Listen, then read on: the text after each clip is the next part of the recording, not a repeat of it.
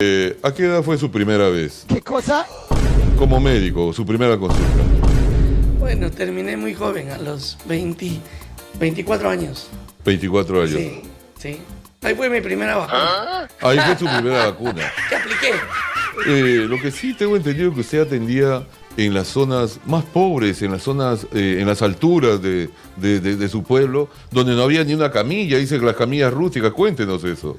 No, sí, he tenido la oportunidad de trabajar muchos años en el Perú profundo, como decía, allá en la posta del cerro, donde no había ni camillas y uno tenía que trasladar a sus pacientes haciendo camillas con palos y frazadas y echándolo al hombro para sacarlo pues a un lugar donde podamos salvarlo.